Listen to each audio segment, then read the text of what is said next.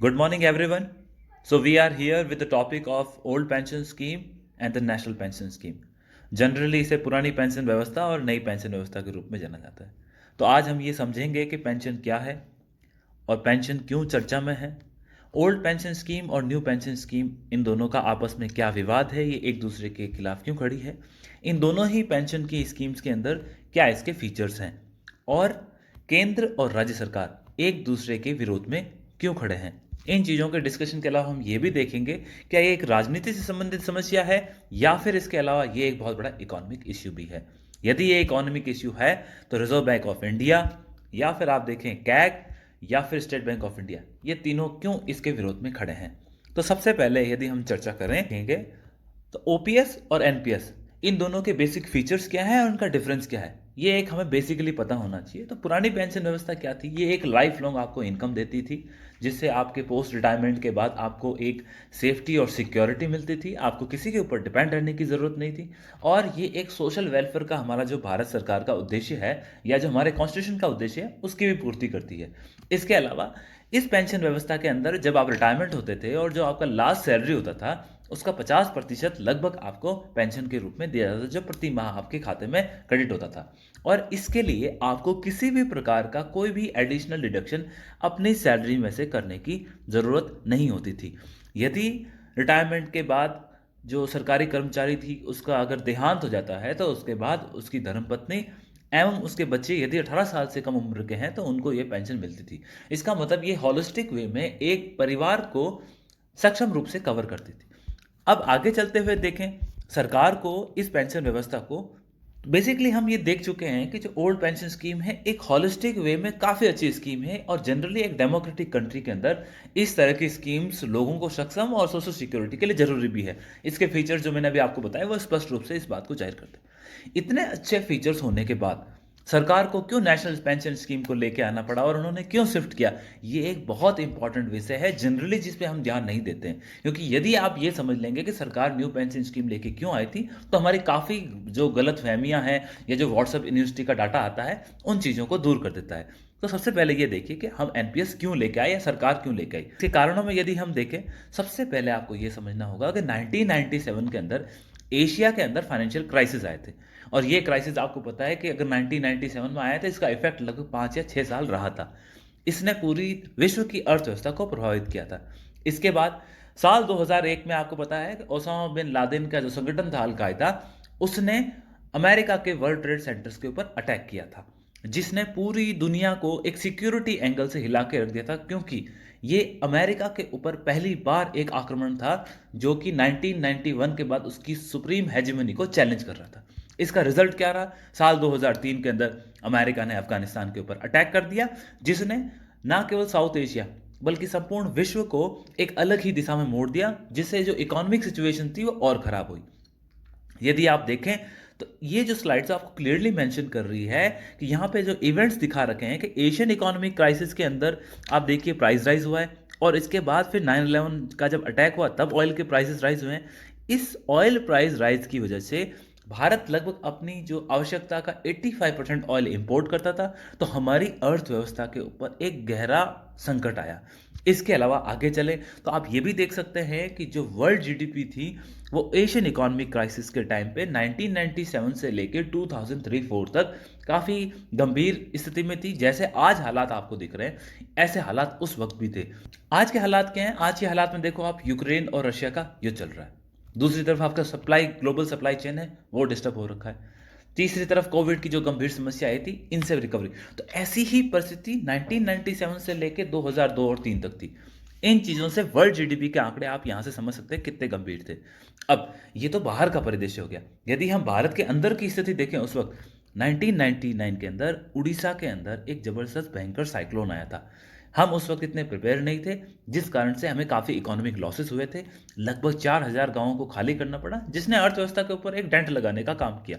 इसके अलावा 1999 के अंदर कारगिल का जो युद्ध हुआ, जिसने हमारे देश को लगभग 3 महीने के लिए युद्ध में झोंक के रखा। आप ये देखिए, आज यूक्रेन और रशिया के युद्ध ने उन दोनों देशों की अर्थव्यवस्था और संपूर्ण विश्व की अर्थव्यवस्था को झकझोर दिया है। तो यदि भारत जैसा देश जो उस वक्त पॉवर्टी और पॉपुलेशन से जूझ रहा था, तो यदि 3 महीने तक एक युद्ध में इन्वॉल्व है, तो आप सोच लीजिए कि इकोनॉमी पे कितना उसका असर पड़ेगा। उसके 1.5 साल बाद ही गुजरात के अंदर 2001 में आज दिन तक का सबसे खतरनाक अर्थक्वेक आया था, जिसका असर ना केवल गुजरात बल्कि आसपास के राज्यों में भी देखने को मिला, जैसे महाराष्ट्र और राजस्थान भी थे। इसका आप यूं समझ लीजिए कि महाराष्ट्र और गुजरात की हमारी अर्थव्यवस्था को चलाने में बहुत बड़ी भूमिका है। तो ये एक बड़ा विषय था जिसने हमारी आंतरिक अर्थव्यवस्था को हिलाया। इसके अलावा हमारी जनसंख्या वृद्धि वो लगातार बढ़ रही थी, और जो हमारे 5 ईयर्स के प्लान थे, जो हम एक्सपेक्टेड कर रहे थे कि हमको इतनी ग्रोथ मिलेगी, उसमें आप क्लियरली मेंशन होकर देख सकते हैं कि जो आपका 9th 5 ईयर प्लान है और आपका जो 10th 5 ईयर प्लान है, इसने हमने 1997 से लेकर 2007 तक हमने 6.5% ग्रोथ और 8% ग्रोथ का टारगेट लिया था, लेकिन अचीव क्या हुआ? 5.4 और 7.6। इसका मतलब जो हमने टारगेट लिया था उस टारगेट से कम हमें अचीव हुआ। इंपॉर्टेंट चीज़ ये है कि इससे पहले 3 यदि हम 15 से 20 साल का इतिहास देखें, तो जो हमारा ग्रोथ का टारगेट था उसको हमने उससे सरप्लस हमने अचीव किया। तो इकोनॉमिक स्थिति उससे पहले अच्छी थी, लेकिन यहाँ गड़बड़ हो गई थी।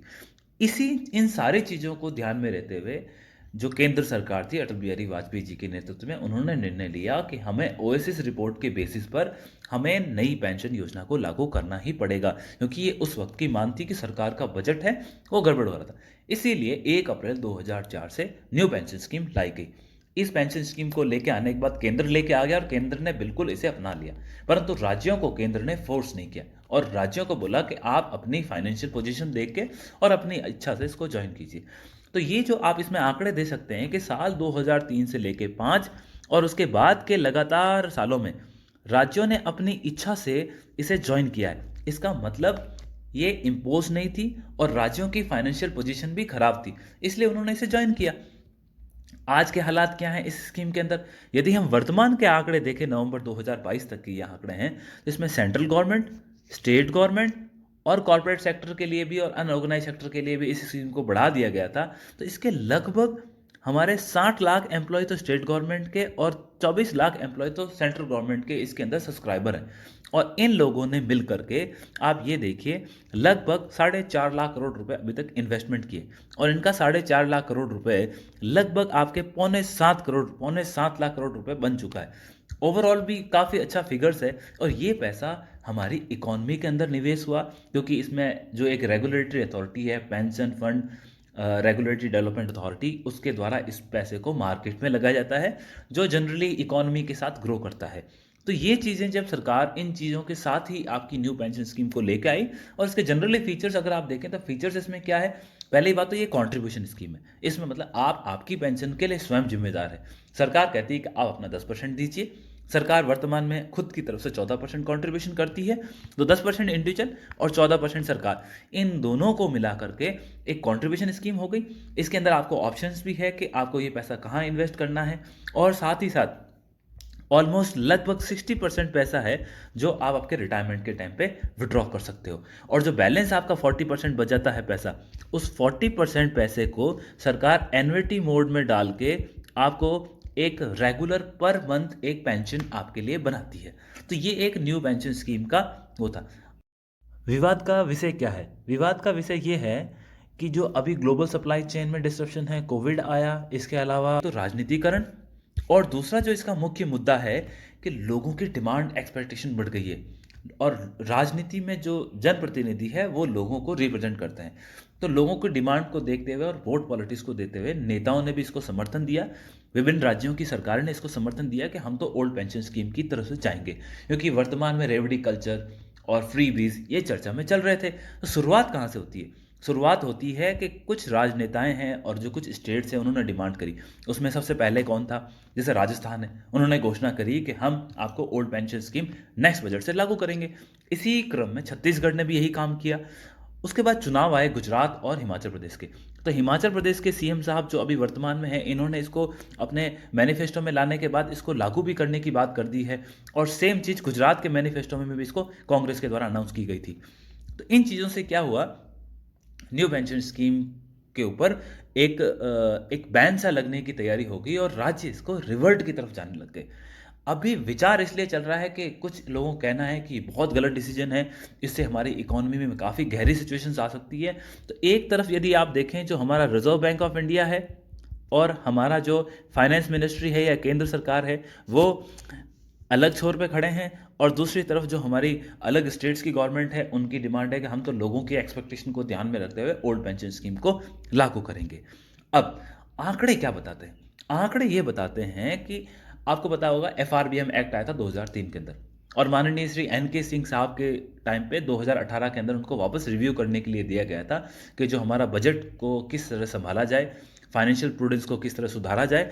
इन चीज़ों को ध्यान में देते हुए आप ये देखिए, जो हमारा फिस्कल डेफिसिट है, उसके आंकड़े ये दिखाते हैं कि बिहार जैसे स्टेट में 11% फिस्कल डेफिसिट है। ये लगभग 2021 और 22 के आंकड़े हैं। और बाकी किसी भी स्टेट को आप देख लीजिए, किसी भी स्टेट का आंकड़ा आपको 3.5%, 3% से नीचे नहीं मिलेगा। जबकि कुछ कुछ राज्य तो ऐसे हैं, जैसे हमारा राजस्थान है, वहाँ पे आंकड़े 5.2% के फिस्कल डेफिसिट के। और एन के सिंह कमेटी का कहना था कि हमें तो कोशिश करनी चाहिए कि हम तो लगभग 2.5% के आसपास इस फिस्कल डेफिसिट को लिमिट करें केंद्र के लिए, और राज्यों का सम्मिलित रूप से करें। परंतु ये हमें कहीं भी ले जाता हुआ नहीं दिख रहा है। इसीलिए इसका विरोध भी चल रहा है कि हमें न्यू पेंशन स्कीम को सुधार करना चाहिए और ओल्ड पेंशन स्कीम को लागू नहीं करना चाहिए। अब सबसे बड़ा विवाद यह है कि राज्यों के पास अपनी क्षमता ही नहीं है जब वो आप ओल्ड पेंशन स्कीम के तहत पैसे दे सकें। फिर भी आप लोगों को एक फॉल्स प्रॉमिस कर रहे हो कि हम आपको पैसे देंगे, क्योंकि आंकड़े ये दिखाते हैं, जैसे आपको मैं उदाहरण के तौर पे अपने राजस्थान का दूं, तो राजस्थान के अंदर स्टेट 77,000 करोड़ रुपीस इकट्ठे करता है खुद का ओन टैक्स, जबकि उसमें से 23,000 करोड़ रुपए तो वो केवल और केवल पेंशन के ऊपर खर्च कर देता है। तो आप सोचिए, ऑलमोस्ट आपका 1/3 पैसा तो आपने इसमें ही खर्च कर दिया, पेंशन में।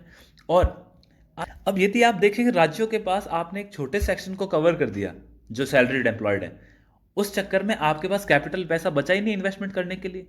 इस कैपिटल इन्वेस्टमेंट के चक्कर में देखिए, ये फोटोज ये दिखा रही है आपको किस तरह से हमारा पब्लिक हेल्थ इंफ्रास्ट्रक्चर, हमारा रोड इंफ्रास्ट्रक्चर, हमारा सीवरेज सिस्टम या अर्बनाइजेशन, ये एक डेंट ले रहा है।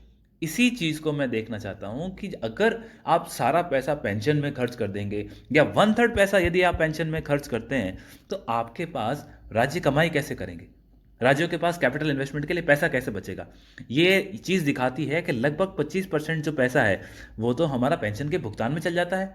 और हिमाचल जैसा स्टेट है जहाँ ऑलमोस्ट 70% तो गवर्नमेंट एम्प्लॉय है, वहाँ पे 80% पैसा केवल और केवल सैलरी और पेंशन के लिए चला जाता है। इन चीज़ों से ये है कि राज्यों को अपनी पोजीशन देखनी है, उसके बाद लोगों की आकांक्षाओं को पूरा करना है। आप झूठे वादे दे करके लोगों को खुश नहीं कर सकते। यहाँ पे ये मैं एक और आंकड़ा इसलिए लेके आया हूँ कि गुजरात, कर्नाटका, वेस्ट बंगाल, उत्तर प्रदेश और गुजरात, कर्नाटक तो ऐसे राज्य हैं जहाँ इन्वेस्टमेंट काफ़ी ज़्यादा होता है।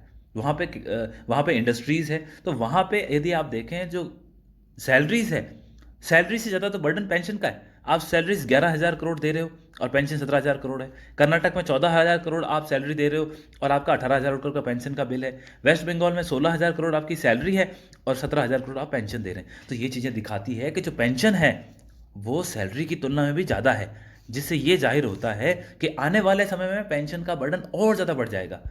इसके अलावा इसी बात के लेकर के रिजर्व बैंक ऑफ इंडिया के गवर्नर साहब श्री शक्तिकांत दास जी ने एक क्लियर वार्निंग दी थी कि यदि हम इस तरह से बिना सोचे समझे या एक बिना साउंड प्रूफ पॉलिसी के इस तरह के अगर हम डिसीजन लेंगे, पॉलिसी मेकिंग करेंगे, तो ये एक गंभीर सिचुएशन पैदा कर देगी।